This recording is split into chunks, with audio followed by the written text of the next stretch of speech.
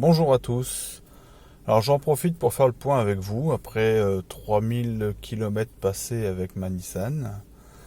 Donc je suis à peu près à 3105 km exactement. Donc là j'en profite, je suis en charge chez Nissan pour faire un petit peu le point des choses que je trouve qui sont un petit peu dommages, et puis d'autres qui sont à ma grande surprise encore une fois avec cette Nissan First fort agréable.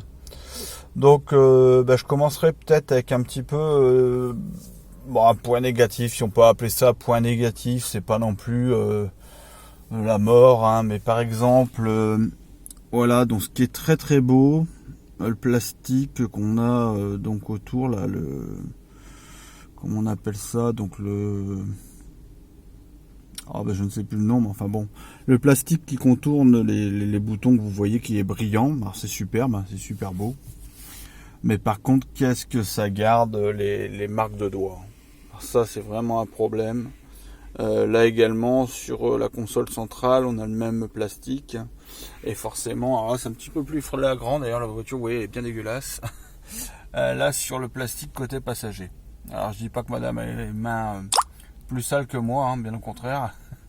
Mais vous voyez comme quoi on est toujours en train d'essuyer comme l'écran tactile, d'essuyer les taches d'un petit peu de gras, hein, puisqu'on a toujours plus ou moins les mains sales, les mains un peu grasses naturellement. Donc c'est un petit point négatif. Bon, c'est pas dramatique en soi, mais c'est toujours un peu désagréable. On est toujours en train de nettoyer plus ou moins les plastiques. Enfin, ça devient presque un toc. Après, bon, voilà. Comme je dis, il n'y a pas mort d'homme. Donc sinon, le reste, j'étais... alors, petite surprise aussi qu'on savait pas. Enfin, qu'on savait pas, si on peut le savoir, mais à savoir, à l'achat d'une Leaf, il faut faire attention aussi, c'est que vous avez un pont. Vous avez un pont, un petit peu comme chez les BM, et c'est vrai que ça, j'avais pas fait attention. Alors moi, personnellement, ça ne me gêne pas, étant donné que nous n'avons que 2 enfants. Et une trappe qui est ici, alors, sur le pont, je ne sais pas à quoi elle sert d'ailleurs, si vous aviez un petit commentaire à me transmettre là-dessus, ça m'intéresse. J'ai pas osé l'ouvrir, quoique apparemment on peut peut-être l'ouvrir parce que je vois qu'il y a un ergot. Je sais pas s'il est... Ouais, je pense qu'il doit être d'origine, mais enfin ça doit être une trappe de visite certainement. Donc voilà, après rien de plus vis-à-vis des points entre guillemets négatifs. Alors moi j'ai pas vraiment de gros points négatifs. La seule chose c'est que je tâte encore à laisser le e-pédale ou pas. J'ai fait différents tests où il s'avère par moment qu'il a l'air plus consommateur en accélération. Mais bon, j'en suis pas encore certain. Il faudrait que j'ai la curiosité et de faire l'essai complètement sur vraiment un chargement peut-être de 200 à 20%, peut-être quelque chose comme ça pour comparer. Donc j'ai pas vraiment encore comparé. Mais enfin, j'attends aussi vos avis là-dessus, ça m'intéresse. J'ai déjà eu sur le forum Leaf Café de quelques avis de personnes qui sont pas forcément pour. Donc voilà. Donc après pour le reste, agréable surprise. On m'avait dit au départ que j'étais équipé donc de feux automatiques. Ah oui, alors pour les feux, un petit côté négatif aussi. Il est quand même dommage, on a des feux automatiques, donc jusque là c'est très très bien. Mais les feux par moment s'allument alors qu'il fait encore bien jour. Donc consommation d'énergie inutile pour ma part. Donc quand c'est comme ça, j'ai trouvé un petit peu pour pallier de les remettre en manuel, en veilleuse tout simplement. Mais c'est bien dommage qu'on soit obligé de consommer de l'énergie inutilement. Alors il y a un charmant monsieur qui m'a expliqué aussi sur le groupe que c'était par rapport au capteur, que le capteur n'était pas comme l'œil humain. Ok, jusque là ok, pas de problème. Mais c'est vrai que c'est dommage quand même, parce qu'effectivement on bouffe de l'énergie inutilement. Alors bien sûr c'est pas non plus dramatique, hein, puisque ça doit être une très très faible consommation, mais enfin bon, c'est dommage. Voilà, donc après point positif, comme je disais, donc feu automatique. Le vendeur m'avait expliqué une chose que j'ai testé, c'est vachement bien foutu pour parler familièrement. Vous avez vos feux automatiques, vous poussez donc le commodo en fonction vers l'avant, donc on passe en phare automatique, plein phare, feu de route, et feu de croisement, c'est-à-dire que quand vous avez un véhicule qui arrive en face, eh bien ça repasse de feu de route à feu de croisement automatiquement, ça arrive à détecter effectivement une source lumineuse. Alors ça le fait également quand vous arrivez dans un village ou dans une ville qui est éclairée, ça repasse automatiquement, généralement à 99,9% en feu de croisement. J'ai eu une fois un petit raté, mais alors ça n'a pas duré. Ça s'est rattrapé automatiquement au bout de 10 mètres par rapport à l'entrée d'un village. Mais ouais, grande surprise, je suis assez surpris parce qu'encore une fois, je le répète, on m'a dit tu vas acheter un modèle First, c'est sous-équipé, bon globalement, encore une fois, parler vulgairement, c'est de la merde, alors qu'au final, elle fonctionne très très bien. Hein. Elle fonctionne très très bien, la seule souci c'est que vous avez un chargeur de 10 ampères, alors que sur la plupart des autres véhicules, je crois que c'est à partir de 16, mais bon. Pour ce que j'en fais, moi ça me convient très très bien. Donc voilà, donc écoutez, moi j'encourage encore une fois ceux qui hésitent à faire le pas. Hein. Moi depuis 3105 km exactement, je n'ai pas remis une goutte de carburant. Ça marche très très bien. Alors au niveau autonomie, je serais pas très concret en tant qu'au résultat, étant donné que j'ai pas fait vraiment de test. C'est assez aléatoire. Forcément, c'est comme une voiture thermique. Plus vous appuyez, plus vous consommez. J'ai jamais été à fin de cale non plus à 0%. Donc forcément, on ne pourra jamais vraiment connaître l'autonomie complète. Le plus bas que j'ai été, je crois que c'était 19%.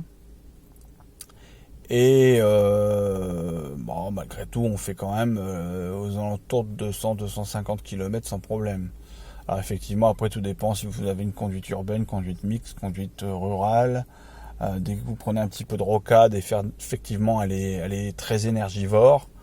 Tant que vous dépassez pas le 110, ça reste correct. Mais bon, on peut, si vous tenez une cadence routière de 80 km/h comme ce qui est préconisé sur la plupart des routes, vous utilisez, à ce que j'ai vu en l'ayant fait plusieurs fois, à peu près 24-25% à faire 100 km de votre batterie, donc ce qui est largement correct, suffisant. J'ai eu l'occasion de faire quand même pas mal de kilomètres en une fois, et c'est vrai que bon, j'étais assez surpris de l'autonomie. Voilà, après, bon, vous avez des bornes de recharge, on le sait tous, hein, qui sont gratuites, d'autres payantes. Je reviendrai sur le sujet plus tard, parce que j'ai notamment moi-même quelques questions qui me viennent à l'esprit concernant certaines bornes, et puis le problème des recharges qu'on a gratuites, par exemple à Auchan, où malheureusement vous avez un partenariat Nissan. Alors je sais, je vais me prendre les foudres. Vous avez un partenariat Nissan et vous avez les Zoé qui viennent se brancher, les Kia qui viennent se brancher, les BMW également, j'ai vu un i3, des Golf, des Peugeot. Alors bon, c'est gratuit, donc on va pas se plaindre non plus, hein, forcément. Il en faut pour tout le monde, mais ce qui est dommage, c'est que vous ayez deux prises sur une borne et que vous ne puissiez charger qu'une voiture à la fois. Au contraire des charges Fresh Mile, il me semble, où vous avez une prise de chaque côté. Mais enfin ça, je reviendrai là-dessus en temps et en heure. Donc c'est vraiment dommage qu'on développe un partenariat Nissan pour des recharges gratuites pendant qu'on fait ses courses, c'est génial. Mais bon, c'est dommage qu'on puisse pas se brancher à plusieurs, et c'est dommage que d'autres marques, comme je les ai citées précédemment, ne prennent pas un partenariat avec des grandes surfaces pour installer leurs propres bornes également et pouvoir les partager, parce que là c'est vrai que ça devient difficile. Alors encore une fois, il n'y a pas mort d'homme, je vais me prendre certainement les foudres de certains, mais c'est vrai que quand vous arrivez, vous dites tiens, je vais faire une recharge en faisant mes courses, vous êtes à 30% par exemple, ça peut être utile, surtout comme moi qui habite en campagne, de pouvoir recharger en plus gratuitement, hein, faut pas faut pas cracher dessus non plus. Ce qui est gratuit aujourd'hui n'est pas non plus courant. Je pense qu'on nous taxe pas mal sur beaucoup de choses.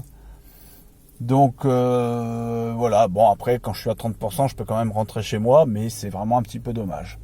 Un petit peu dommage, et en plus des gens qui ne jouent pas le jeu et qui vous arrêtent la borne quand vous êtes en train de faire vos courses, ce qui m'est arrivé récemment, en appuyant sur le bouton d'arrêt d'urgence, et qui viennent vous dire qu'ils ne savaient pas. Bon, je veux bien. Alors après, la bonne foi des gens est là où n'est pas là. On peut ne pas savoir. Moi, le premier, il y a beaucoup de choses que je ne sais pas, sur lesquelles je me suis renseigné. Mais de là à dire qu'on n'est pas responsable alors que la borne d'arrêt d'urgence a été appuyée, bon, c'est un petit peu du foutage de gueule. Voilà, bah écoutez, j'espère que la vidéo vous aura plu. J'essaierai de revenir sur pas mal de choses au fur et à mesure, parce que là, 3105 km, honnêtement, j'ai pas grand chose de mal à dire, mis à part les petits points me signaler, mais bon, encore vraiment, c'est vraiment des petites choses qui peuvent peut-être s'améliorer et qui ne sont pas dramatiques en soi. Seule petite chose qui m'aurait bien plu de savoir s'il y a des gens qui ont réussi à le faire. Je sais que via iPhone apparemment ça fonctionne. Il aurait été intéressant, parce que je vois qu'il y a la fonction VLC, Media Player, sur l'Android Auto, de visionner un film quand on est à l'arrêt. Et je n'y arrive pas. Forcément, à chaque fois, ça me produit le son et pas l'image. Contrairement à ce que j'ai vu d'autres personnes qui ont un iPhone et qui y arrivent. Enfin, j'ai vu une vidéo sur YouTube. Voilà, donc si vous avez des infos à me donner, je serais pas mal intéressé. Voilà, écoutez, bonne journée à tous. Merci d'avoir regardé la vidéo et à bientôt. À la prochaine.